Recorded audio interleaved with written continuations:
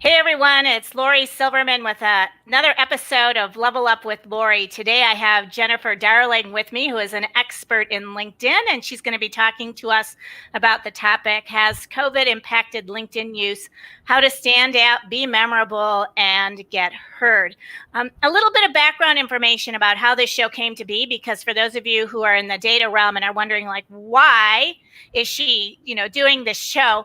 A couple weeks ago, I started to notice that people at all levels of organizations in the data world, the tech world, engineering, BI, BAs, PMs, PMOs, were all of a sudden becoming unemployed. And I thought, oh my gosh, something is going on. What can I do to help?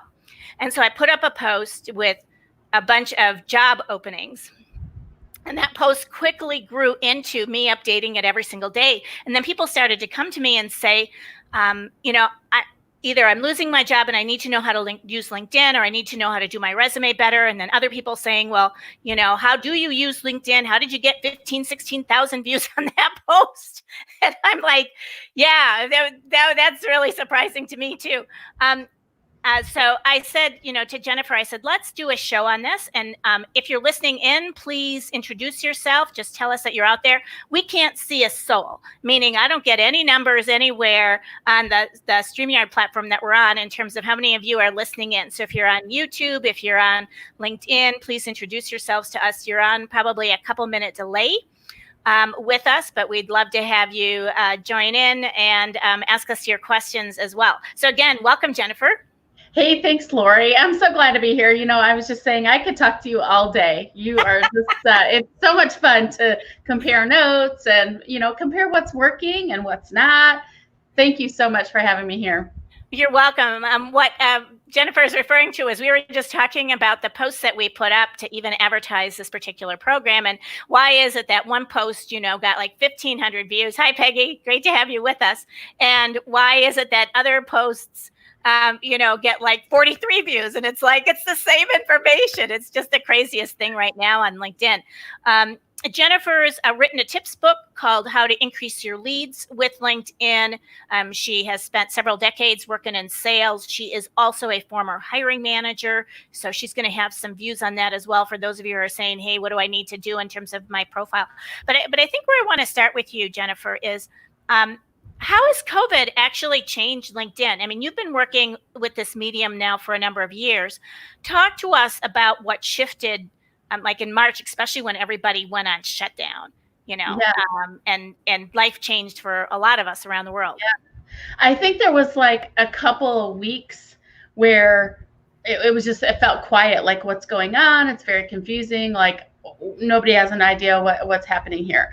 And then the surge of activity happened on LinkedIn, like in a major surge. And I think it happened with a lot of digital platforms. I mean, certainly we know that Zoom is now like a household name like Kleenex, so that everybody began getting on digital. And so many things changed on LinkedIn. I wouldn't say necessarily LinkedIn as a platform changes, although they have been rolling out some new features, which have definitely happened as well. But people have been getting on LinkedIn, I think, for a number of different reasons. I think it started with networking, business networking. Mm-hmm. Because everybody who's in sales and marketing and businesses who are trying to grow their revenue and grow their who they know, they are going to in-person networking events, or they're going to conferences and association meetings and things like this, and they're gone, they're canceled. Yeah. There's no more. So I think at first it was, let's get on LinkedIn and grow our network there, because how else are we going to grow our network? Content. Tons of business content. LinkedIn's always been the place that had the biggest proportion of LinkedIn content or business content. So I think people are there for business content and sharing content and grow their network. And LinkedIn's always been the place for job seeking. Well, and let's just stay with those. And by the way, if you could also share your name with us too. If you're coming in through LinkedIn, I don't even get to see your moniker anymore. I get to see hello from Vancouver. So hello, Vancouver, and hello, Diana. For those of you who are joining us, please just tell us who you are and where you're from, what part of the world you're in. And thank you, Ruslan, for joining us as well. So I think just to summarize those three things, I think you're correct. I mean, as I hadn't really reflected on it, but there's no place to go physically. I can't go anywhere physically, so we're going to go to find my peeps, right? So that's the networking piece of it. The second thing is, I think that for some people, they set goals about what can I learn that's new and different, and and LinkedIn is truly a wonderful platform. I think, didn't they even make like some of their LinkedIn learning free? If you did, yes. Membership level, they opened up all their classes, because I saw them. I have a free membership with LinkedIn, but they even started opening up classes to me. How they determined what they thought I should need is beyond me. No algorithms. And then this third thing about job. Well, I'm going to switch it from job seeking. If I can make a little switch, because I was thinking about this morning, it dawned on me that everybody comes to LinkedIn to prospect in one way, shape, or form. I have a business and I'm looking for, people to partner with, or I'm looking for potential clients, whoever that might be. I come to prospect if I'm looking for a job. I come to prospect if I'm looking for networks, people who would make good relationships and good friends with me. I'm coming to prospect to see who's got good content. Because not all content, if there's anything that's happened the past few months, is not all content is good content, right? I mean, you probably know that better than I do, because you study this like the back of your hand. I mean, and by the way, we've had some new people join us. Caprice from Vancouver, Robert checking in from Sweden, oh, so wonderful. And we even have Rayan from India. So we have so many countries. I love this. And Catherine has joined us too from New Jersey. Very awesome. Thank you for letting me know, folks, that LinkedIn is actually working today. We've been sending people to YouTube as well, but you can get in through either platform.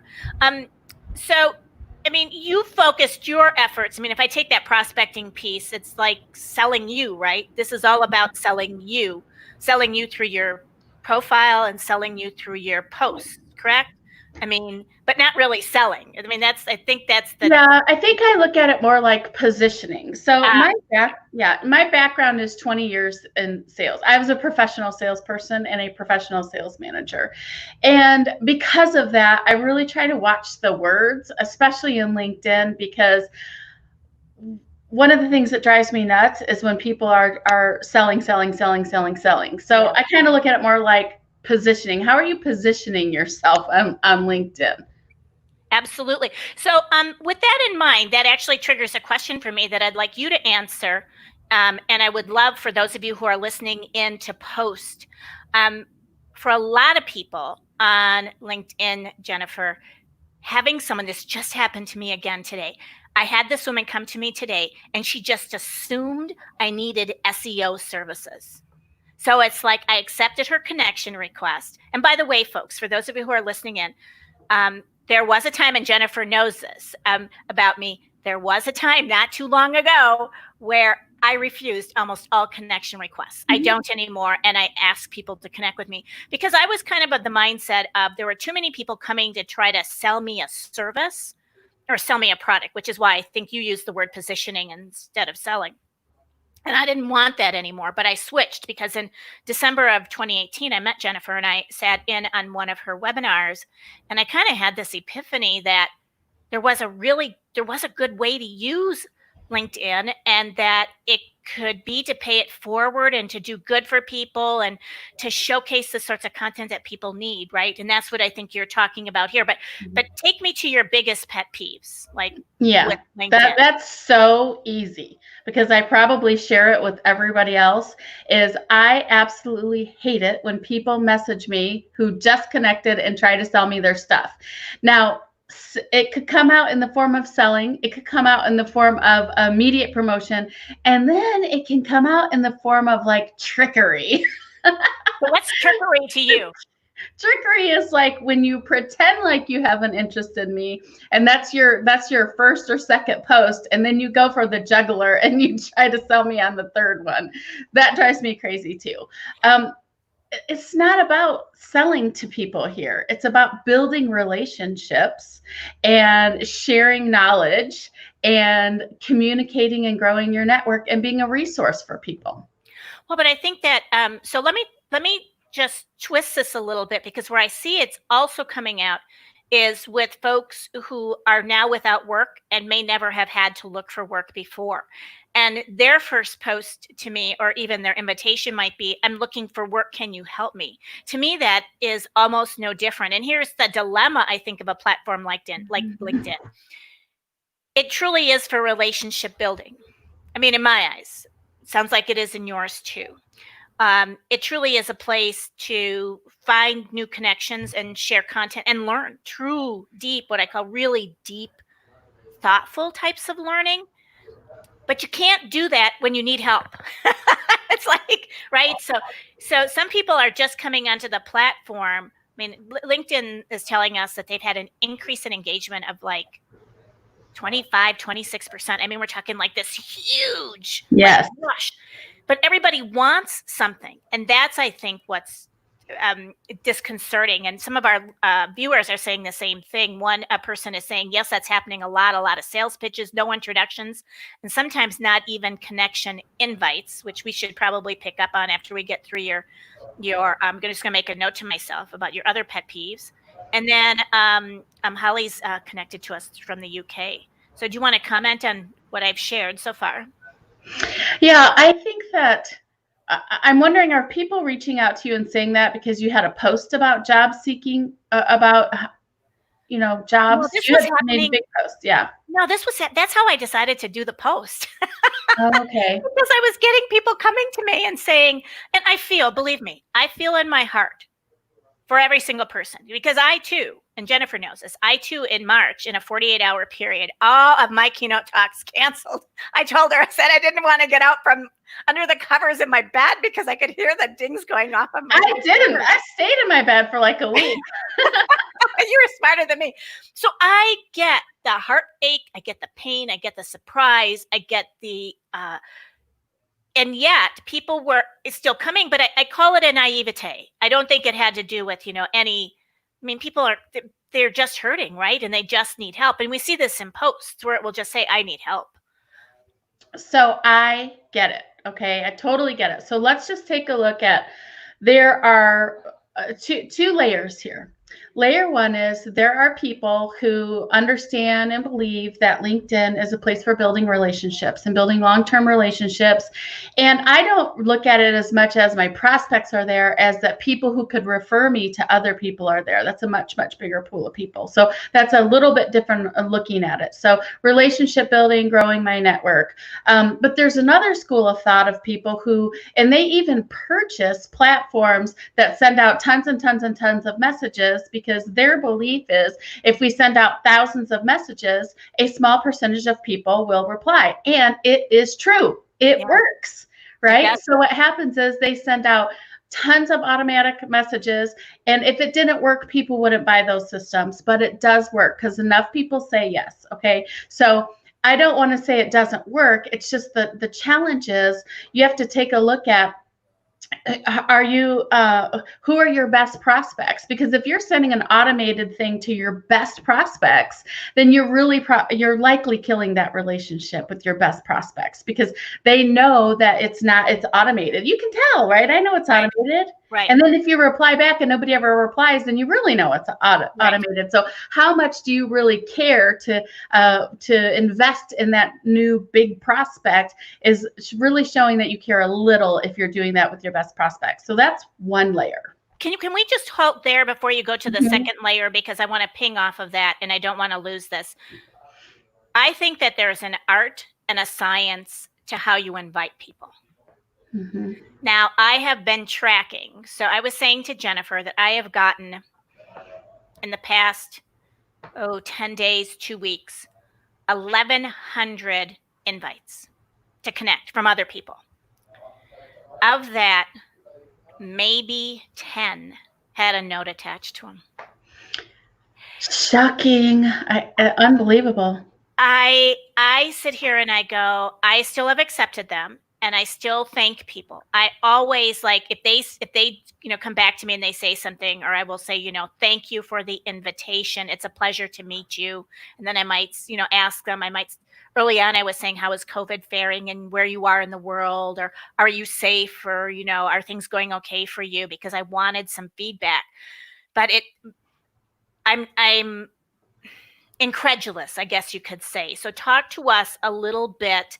Oh, thank you for that, popular lady. No, I don't know if I don't know if I'm popular as much as people are looking for connections, but it's a very kind comment. She's popular. Well, I've been offering lots of paid forward content to people, so I hope And that that's why. Yes. Yeah, but how should I mean, I write a note to people. I try to find something like last night I try to get all parts of the world. So I'll do LinkedIn like morning time, and then I'll do it like I live in Las Vegas, so like at midnight, 1 o'clock in the morning, so I can get people who have a 12-hour time difference to me. And one gentleman, I said something, I noticed that you just got a new job. I hope it's going well for you. Congratulations. And he said, yours is the only invite that actually attended to what's in my profile. And I'm very appreciative. That's why I accepted. Yes. So what would you suggest we do? So that is the second layer. Second layer, yeah, that is the second layer, which is the second layer is there are people out there who really need either a job or they need clients. Right? It's like, I really need a job and I need clients. And I haven't been in business for a long enough time to have a big network of people. And so they're in a way, it's like they're scrambling. I'm scrambling for something. So as you mentioned, the person who messaged you about the job, can you help me find a job? It's what these people need to do something a little different too. And what they need to do different is they need to go, and it does take a little bit of time, but they need to go to whoever they're trying to connect with, and they need to look at their profile, and they need to look to see, do we have anything in common? That's the first thing. And if there's nothing in common, what's interesting about this person, Lori? What is it? And go and look at your activity. Go look at whatever you're posting. And if you want to get somebody's attention, you don't even have to first send them a message like that. You can go and comment on their post, comment on their work. But don't just go and say, nice post, Lori, because that's not engaging with people. That's not relevant. That's not providing any value to the post. So if you really want to get Lori's attention, Lori posts a lot. Go to Lori's post, see if she's written in the articles or see what posts she's making, and then go read the post or read the article, and then go back and comment on a piece of that article or that post. That's how you really get people's attention. Then share it with some more information, because now Lori gets several notifications that you've liked it, that you've commented it, a comment on it, and then that you shared it. And when you share it, then Lori's thankful. Now, thank you for sharing my post. So I think that's a really big thing that people could be doing. And also, you can follow people before you connect with them. So if you don't have anything relevant, follow. Let's just hold on that, because we've gotten like a slew of comments, and I want to unpack the piece that you've just shared, because I think there again is an art and a science to it, and it's such a valuable piece. Holly was saying to us, I wonder if it's being driven by societal changes, kind of like online dating and swiping right, where no niceties are required. I don't know about you, Jennifer. I think that's a really interesting insight to have. And then Robert goes on to say, I guess the bigger network you have, the more invites you get, because people want to access your network. Well, you can actually, if you go to some of like the big boys, and I'm going to use one in the tech realm, Bernard Marr, you cannot connect to him. He has shut off that functionality. So, I think that there's a point at which people allow that, and then they just stop. I mean, I'm nowhere near where that point is, but I'm just telling you, I know that people do that. So I think that's why your follow comment is important. Ashkat from Houston says, thanks for doing this. It's useful to know perspectives. I did have a question, if you can throw some light on it in the session. Ashkat just, and he put it here. I've hardly posted or shared posts on LinkedIn. Does it help in networking or increasing my reach to people? And let's just hold on that, because I want to come back to commenting on posts first.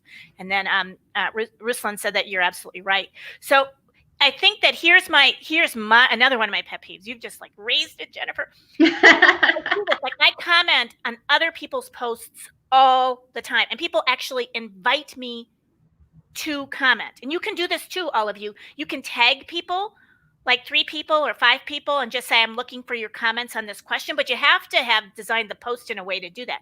But anyways, people will invite me. And when I comment, I'm very thoughtful. And I almost always, I don't want to say disagreement's a wrong word. I'm going to provide a perspective that's unique. So here's an example.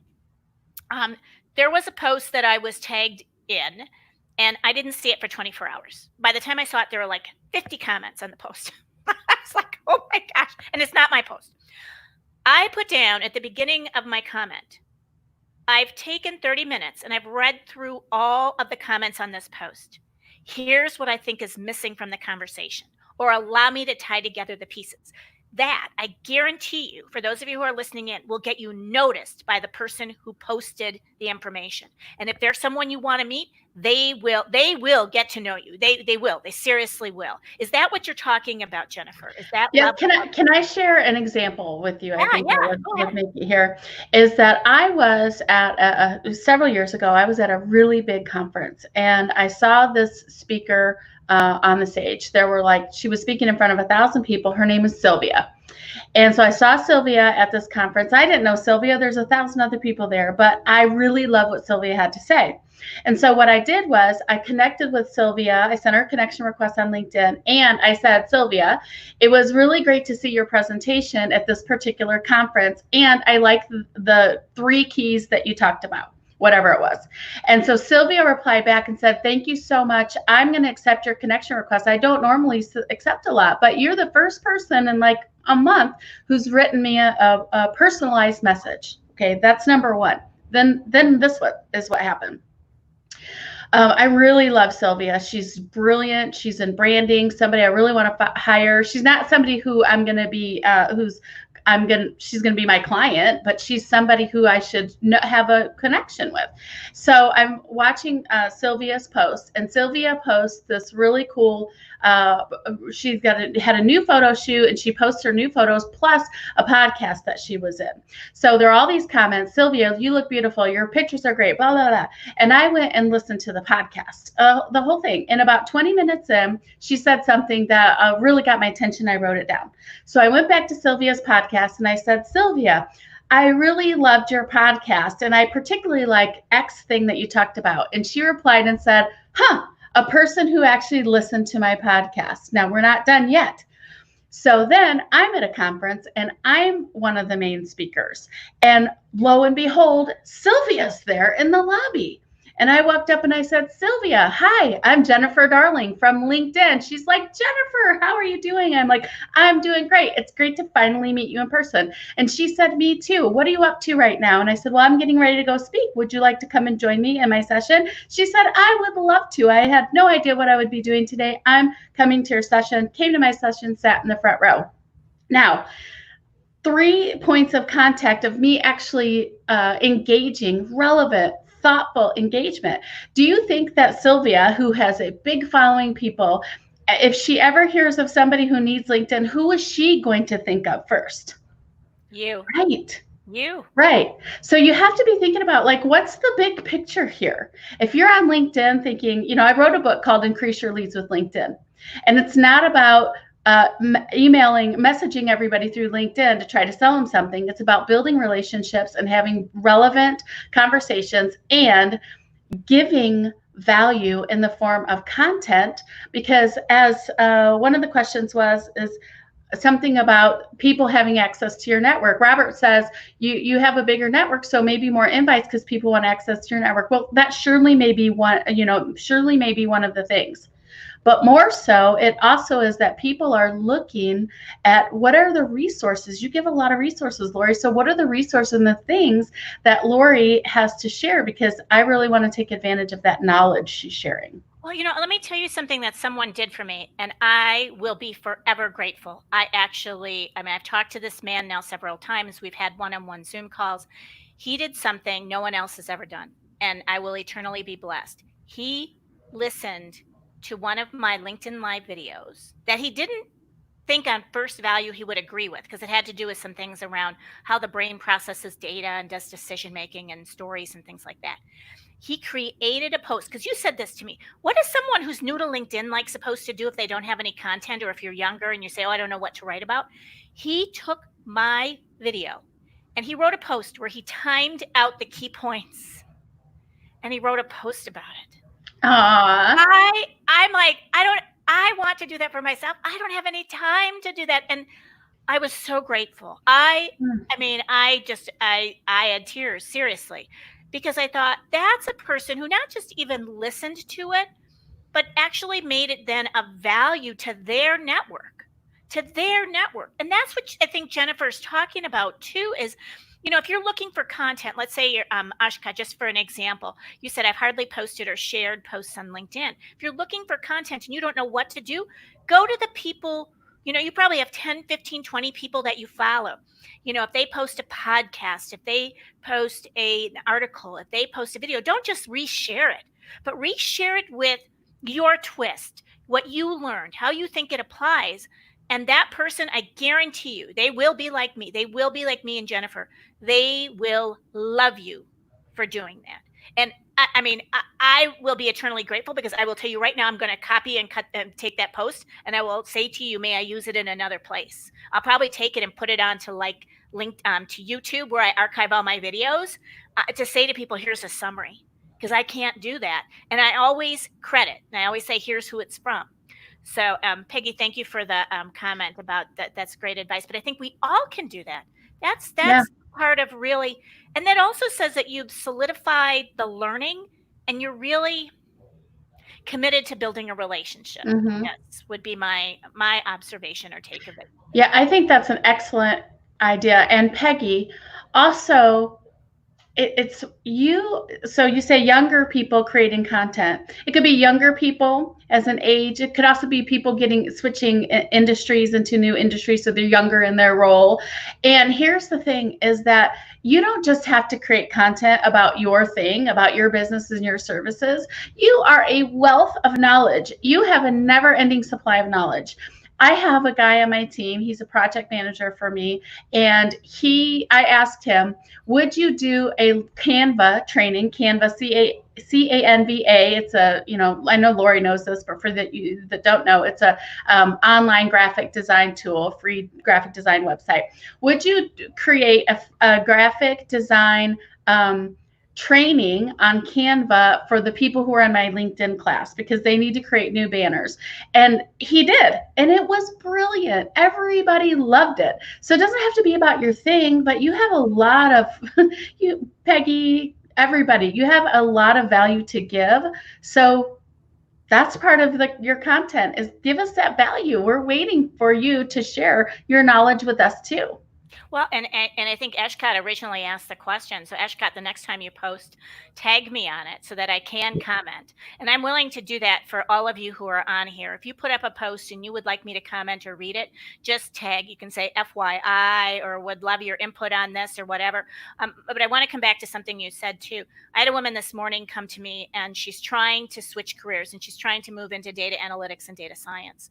And she said, I've started to do my learning, but now how do I get a job in a field where nobody knows me? And that was me. That was me in November of 2018, when I tell people I decided to become Mary Poppins, and I all of a sudden parachuted into 2 conferences in London, where I was invited to give the opening keynotes to both. One was in enterprise data management. The other one was in BI and analytics. And that crowd did not know me. The event planner knew me. And when you parachute in and you're new, people's eyes are like, who is this person? The same thing that happens to me in public settings is will happen to you on LinkedIn. They're going to say, well, who is this? Should I pay attention? And that's when I think this becomes even more critical, is to make these comments in other people's posts that are thoughtful, to take their content and do a thoughtful summary of it, or to share it. But again, it's not just share it to share it, it's share it with a comment. There has to be, I always think about, what can I add to the learning that is happening through this post? What can I add to it, or what can I bring to it that might be of value to other people? Mm-hmm. I mean, that's just me. Yeah, and so there's two things here come to mind. So this is an idea for everybody who's watching us right now or watching us, on a playback, is that you literally could take some notes based on what we're saying, and you can say, I just attended this LinkedIn training, and here are some of the key things I learned, and then tag me and Lori. You will get noticed now by our network. So I've done that. I've tagged people outside of my network, and then all of a sudden I get all these new people because I've now tagged into their network. But don't go tagging people for no reason. Like this all has to be relevant and thoughtful and reasonable. And then, and Holly, you brings up such a great point here in the chat room, which is, sharing your personal takes on blogs and timing, etc., are great things for your leaders to see that you are continuously developing and continuously growing. So those are a few things that you could do to create some content as well. I love going to conferences and just giving like a quick rundown of ahas or speaker tips or things that I've learned from those speakers. Well, I've even had, I had someone, I was doing a virtual keynote the morning of Mother's Day, and unbeknownst to me, someone who was listening in, and there were like 500 people. I'm like at 8 o'clock on a Sunday morning. That's just crazy, right? They created visual art, a visual graphic of my presentation. And then they put it up on LinkedIn. Now they forgot to tag me, which I don't know why that happened, but I just stumbled upon it because I do scroll through. I spend a lot of hours on LinkedIn. I scroll and I scroll because that helps me to really pick up and I learn in a variety of different ways. I was so taken aback that, and the man who organized the conference, which had been over 2 days, the woman had said, I've done these for all the presentations. Here's what I like the best, and here's the visual of it. And he said to her, can you send them all to me? Because we'd like to feature your work. Now she's just become known for her visual graphics work, right? Without ever doing anything else. And so there's a number of different ways, I think, to kind of twist and turn this to showcase your gifts relative to what you want to share, and to get going. And that'll start to create a repository for you of the things that you want to be known for, going back to your word, positioning, right? I mean, how do I position? I just wanted to, there's a couple new comments here. Kieran said, I'm looking for new job opportunities and I think I could benefit. Absolutely. And so Anthony, you've got to tell me, what's the no way? I don't know what that's in reference to. And the only reason I say that is because we're on a delay with you, meaning we're about 2 minutes ahead of you. So I don't know which part of the we're on a time limit, yeah. Yeah. And then Kieran said, perhaps changing your tagline to project manager and SAP looking for new projects. Actually, would we say looking for new projects, Jennifer, or would we say a certain type of result or success that we have? And also when I think projects, I think, are you somebody who is looking for a job with a company, or are you looking for independent consulting work? Because when you say I'm looking for new projects, my first thing I think of is that sounds more like a consulting role than it does you're looking for an organization with a company. So if you're looking for a job within a company, what I would focus on is, what are the results of you being an awesome project manager that you have to provide for that company? So always project managers are looking for, you want to be on scope, you want to be on schedule, right? So these are things, so delivering on-time scheduling for your next project, if you hire me or something like that. So what we need to look at is creativity and innovativeness. And you've mentioned it 3 or 4 times, maybe even more, Lori, is thought leadership. So putting something out there with your spin on it is thought leadership, and people are going to be interested in you when you're showing that thought leadership. And then also in the creativity and innovativeness, you need to be thinking, how can you stand out and be different? If you put project manager and SAP looking for new projects, I bet there are thousands of people right now putting that out there. So what is that twist? What is that added thing that you could put on there to make you memorable and to make you stand out? Because this is the name of the game, is you got to stand out. Lori and I remember these people that we're sharing examples of. Who we don't remember are the hundreds of people who sent us crappy sales messages or connection requests with no message. We don't remember those people. So what are you doing to stand out? That's what I would be focusing on. Well, it's to be remembered. And I think there's two pieces. There's the thought leadership piece, but there's a point at which you will grow into being an influencer. And so the people who get the thousands of views of their posts as soon as they put something up, and again, I'm just going to say Bernard Marr, because most people in the data realm know him, and he's worldwide with his work and has written prolifically in terms of books too. He's gotten to the point where thought leadership's not questioned. Now he's an influencer. And so for those of us who might not have the background, we have to figure out, or even for someone like me, I'm a maverick. I share viewpoints that often are against the status quo. And I might not be considered a thought leader, but I could be considered an influencer. And because I'm trying to influence thought in a new direction. And so I think both of those, how do you do both of those is important. Well, and I think it's even more than that. So okay. I think and it depends on where you are in your life, in your business, in your professional career. It depends on where you are. Because if you're brand new to, you graduated from college and now you are in a new industry, you have probably not earned or feel like you are an expert in that industry yet. So you're starting there. You might be considered, you might consider yourself in whatever role, a change maker, because you can be a change maker. That's just the thing that you put out there. I see that thought leadership is, I have done an extensive amount of research on what is the difference between thought leadership, trusted advisor, influencer, expert. Like I've just been spending the last 6 months having conversations, doing research on these things. So I think you can be a thought leader, and you are a thought leader, Lori, because what it is, it's about an activity.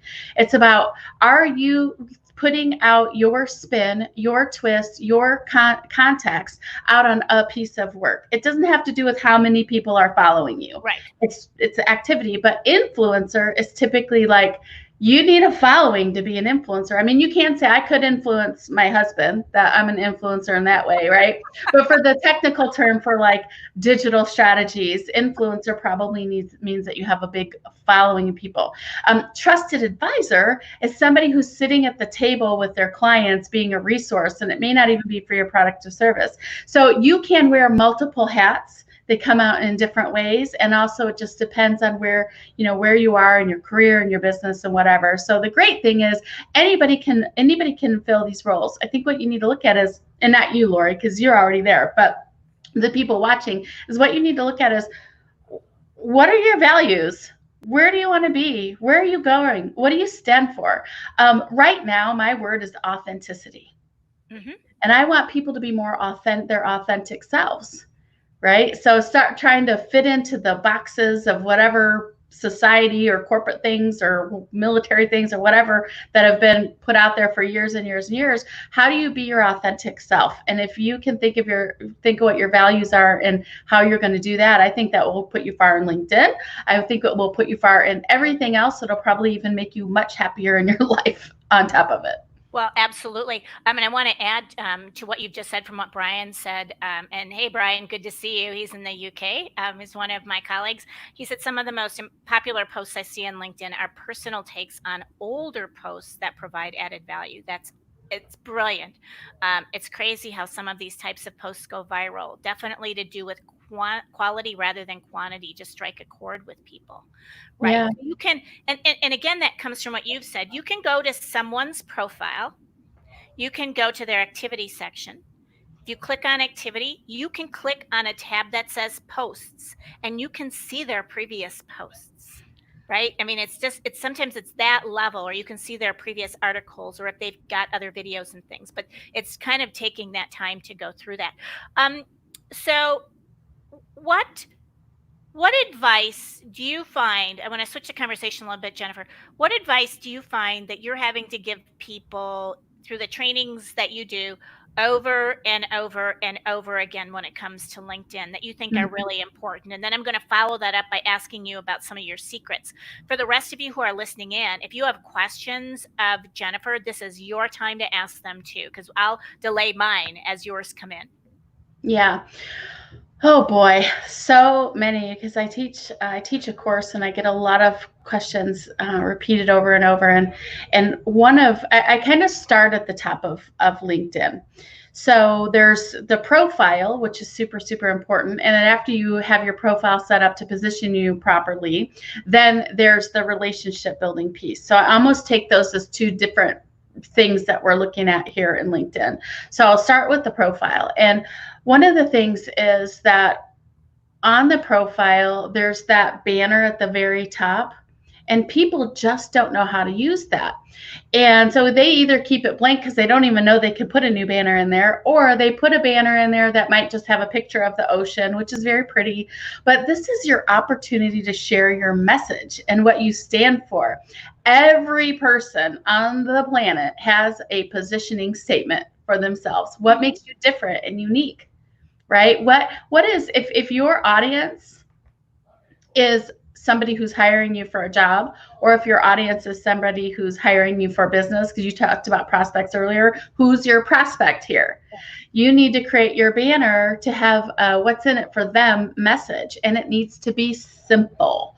It's like 5 words. So I see some banners that have, if they know they can change their banners, and they have all this stuff on it.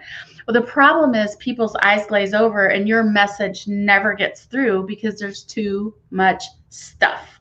So between the banner and the headline, those two pieces work together. And the headline's the same thing. It's like, what's in it for me? So I talked earlier about the project manager putting that piece up there. It's like you could put that up there, but that's going to be in a sea of sameness. So what is the outcome that your prospects are looking for by looking at your LinkedIn profile? That really should be the thing that is up there, plus your job title, so you do get the keyword searches.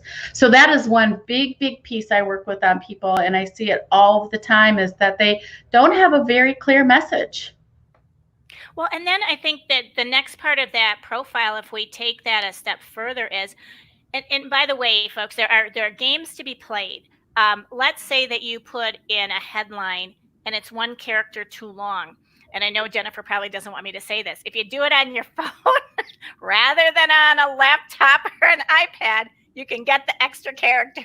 So listen, I am okay if you have an extra character, but here's what happens. When you tell people that secret, what they do is now they go in and put not one character or two, they put in a whole nother sentence, and you end up back in the same problem, which is you have, okay, so if you look at the headline, like a headline on a newspaper, magazine, TV article, they only have a few words. They're not like paragraphs. If you put a paragraph, people's eyes glaze over and they don't see your message. Well, it's clutter, right? It's clutter. But clutter.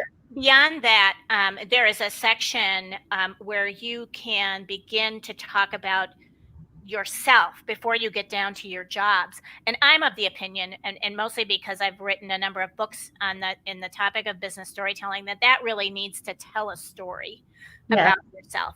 And I come back and rework mine every couple of weeks, because I keep thinking, like, how do I hone? It's not what have I done, but where is it that I'm going? And really trying to hone it towards the future and in the future. And what does that mean? So when COVID happened, I immediately changed my profile because I have a strategy background as well. And so I just said, what is it about COVID that's bothering you? Are you thinking about, are you stuck in the now? Are you thinking about the next step? Or are you thinking about the step after next? And then I referenced a video that I did on that. So you have to really, I think, kind of think that through from a storified perspective. Would that be what you've said? And then when you get down to your job, I mean, there's this new piece on LinkedIn that's called featured, right? And I don't see a lot of people using that. I don't even know if a lot of folks even know that that's there. Yes. So let me just add to that, is if you don't know it's there, then go up to the top of your profile. There will be a little blue drop-down box, and it'll say add to profile. Click on that and it'll have a drop-down, and then it'll say features. And then you can add some things in your features, because that feature box has now a major prominent position on your LinkedIn profile. Once you use it, it pops up with these giant boxes of content that'll feature your best work. So if you have a a presentation that was amazing, if you have a PDF that was awesome, if you have a video, or if you have video testimonials, even better, those are things you can feature in that section. It's so good. So definitely use that. But yes, it's about a story. So my background is in television advertising sales. So I look at things from many different lenses that come from a scope of from that perspective.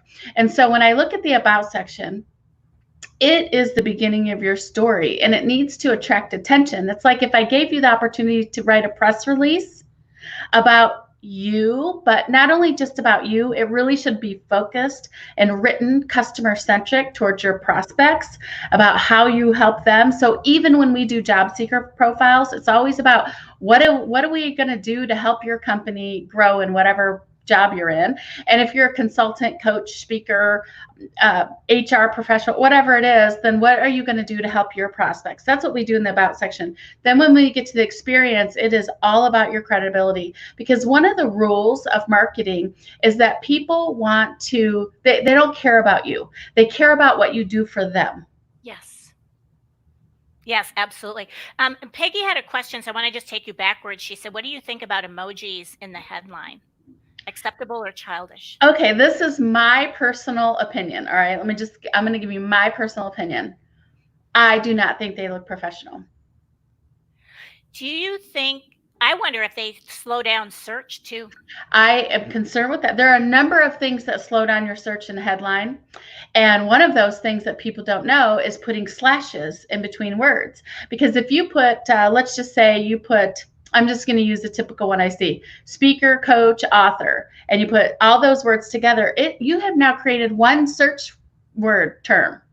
It's speaker, author, coach is a search word because you just made it one word. You have to put periods or spaces between those words. So that's separate words. It's just a simple algorithm search.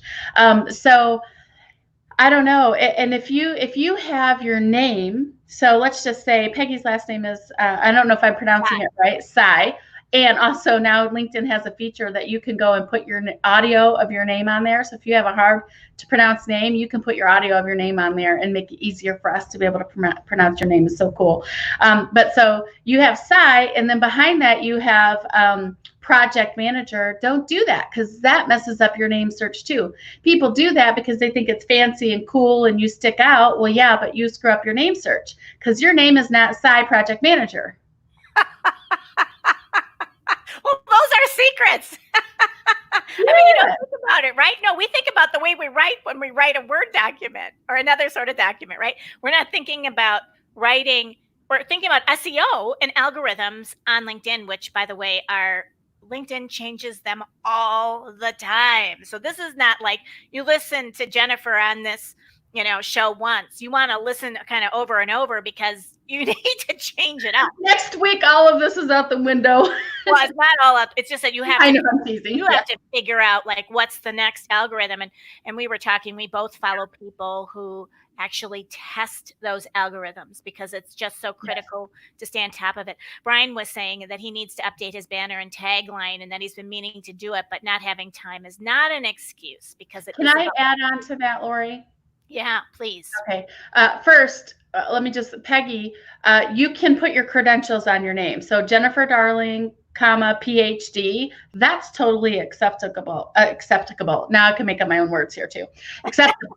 But to have like a whole long phrases does not work. But your credentials, that works.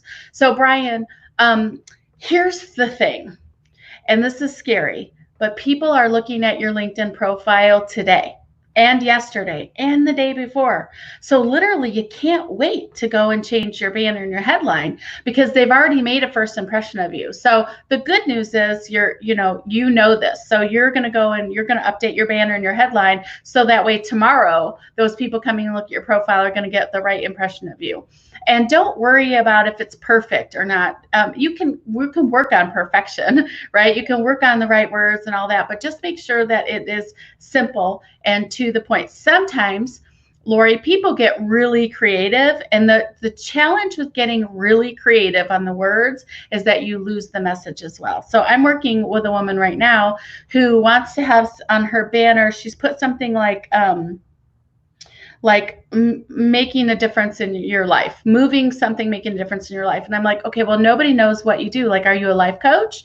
No, she's not a life coach. She does something totally different. So it's like, she said, well, I need to communicate to people that I help them with relationships and marriage. And I said, well, then that's what you need to say. Like, don't be so creative, because then you're losing me. Just say what it is you need to say.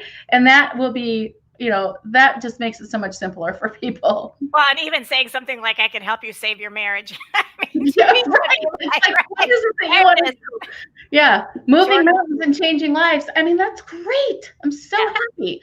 But what happens is, and if any of you feel familiar with Maslow's hierarchy of needs, what happens is we all are looking at for the end result, the far result. And if we all get to the far result, it's always, it's basically, very Miss America is that, or maybe I shouldn't say that. Nirvana. Okay, Nirvana is that, we all want world peace, right? But if we all put world, that's too far of a stretch. So you have to look and see, where are your prospects on a hierarchy of needs, and you have to get them to the next level, not Nirvana, because they can't see Nirvana yet. They can only see the current issue that they're faced with. Which is why I think that you have to continually update your profile, and you need to try out different things. What I always look for is, does someone at some point in time, because I like to interact with every single person who connects to me, which, by the way, takes hours and hours of time. But at some point in that conversation, do they reference anything that's in my profile? And when they do that, then it clues me in about what they see or don't see. And so an example would be, and I think I might have shown this to you a couple of weeks ago, where literally within like a 5-minute period of time, I got like, what you can put like, this person is skilled in, and you can like do the check mark boxes, and the person had done organizational change, organizational transformation. At the very same time, I got a message from someone who said, oh, you're not the Lori Silverman I was looking for, because you're not the one who does organizational change. I'm like, well, that's confusing to me, because now I don't know. So that was like a mixed message. So I actually put up a post about it, just, to kind of highlight, how do you need to really be clear with people about who you are. And especially, if you're someone like me, if I was looking last night on my YouTube channel, and I have a lot of older videos that are there because early on in our careers as speakers, it was not always easy to get video. And so I've changed. I don't look the same and I said back to this woman, how do you know that I'm not the same person? It may just be that I look completely different, and it is the same individual. Yes. But that's the confusion that's setting in. So I'm curious, before we sign off with other people, what other sorts of questions or comments do you have for Jennifer? But we've started to kind of move into the top pieces of advice. But what are more of those pieces of advice or secrets? I mean, that really the stuff that people just aren't going to find other places, that you want to leave us with today?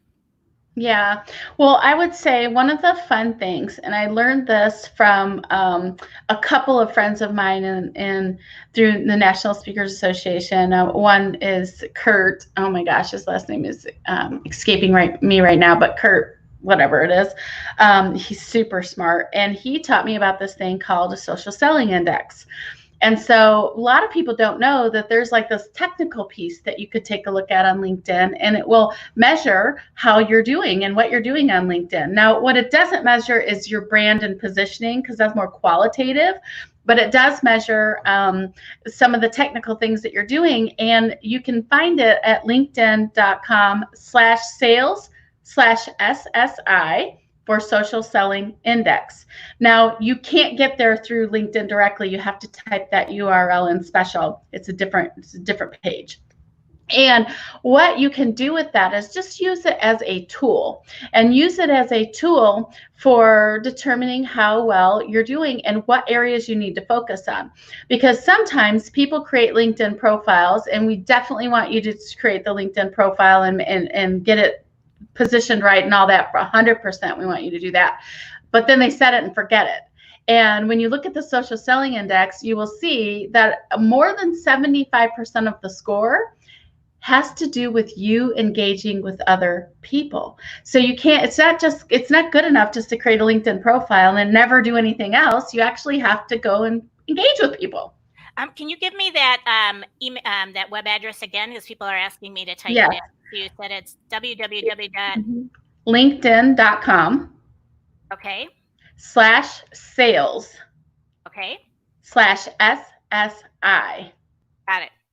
And Anthony, you need to be signed into your LinkedIn account to have that open. And what will open is you'll get a number of different analytics. You'll see where you score relative to other people in your community, in your network. You'll see where you score relative to other people in your industry, which is super interesting. And then you'll see there will be a pie chart, and then there'll be bar charts. The bar charts add up to the pie charts. You see where you are overall, and then you can go through each of the sections and you can see where it is that you need to improve. The higher the social selling index that you have, the more searchable your profile is on LinkedIn and outside of LinkedIn on Google, Yahoo, and Bing. It's just an extraordinary tool.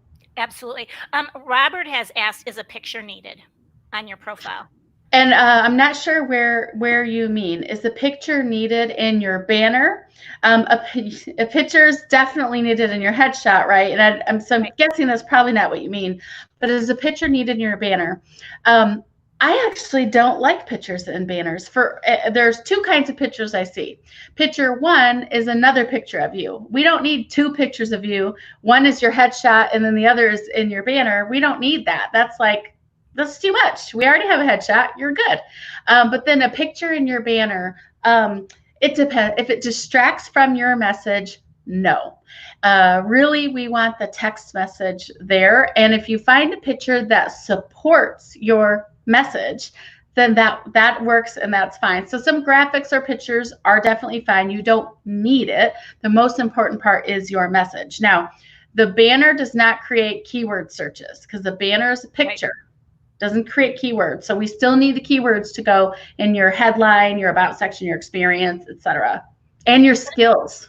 Right, but in terms of a headshot, I mean, I see a lot of people who have no headshots, and I don't know if it could be for privacy, security reasons. I mean, what's your thought on that? Because I think it's got a lot of debatable pieces to it. Two parts. One is you want to have a headshot. And you want to have it close up like this because your picture and your face is the first thing that starts to build trust with people. If you're concerned about privacy, welcome to 2020 because I got to tell you, I have a friend who could find out your blood type if he wanted to. I would not worry about my picture being on there unless you're in the witness protection program, and then you probably don't want to be on LinkedIn at all. But if you're, and I'm being a little bit serious, but we also, my friend Ariel and I, we joke about that because if you're really, truly in the witness protection program, you're not on LinkedIn. So then what are you on LinkedIn for is to grow your network and to grow your, and to turn your vision of your business into reality and to get more visibility. So you need to have your picture, a great headshot on LinkedIn. Well, I want to just add to that comment, and then I'm going to close it out. By the way, Peggy said that her SSI score is 80. Great job, Peggy. Yeah, great job. I think that also has to go with when you're searching, and so many people search in incognito mode. I don't understand that. I mean, do you not want me to know that you've come to me? I want people to know that I've come and looked at their profile. So I think you can change that setting, and I think that'll go back and make certain that you've got that setting so you're visible. Because if you want someone to notice you, and all it says is anonymous, they don't know who you are. So again, if you're going to choose to be on LinkedIn, because this is not being forced, if you're going to choose to be on LinkedIn, then choose to be there. Choose to show up, be present, in order to do what Jennifer's talking about, which is to be memorable and to stand out. Jennifer, just before we close out, I know that you you've been offering like some webinars and things to people. Did I see today that you're actually going to do something special for people? Yeah. Because you and I, when I talked to you a couple weeks ago, this was not on your radar screen. No. So there's two things. So when I was in bed for a week, concerned about COVID and worried and whatever, I thought, what is it that I could do to really support the business community and also to feel good to get out of bed? Because it was like kind of a weird, depressing time when the COVID things first started happening. So what I decided to do was, I thought, what is the most valuable thing that I have to offer the business community? And that was help with LinkedIn. So I offered my deep dive LinkedIn training for free.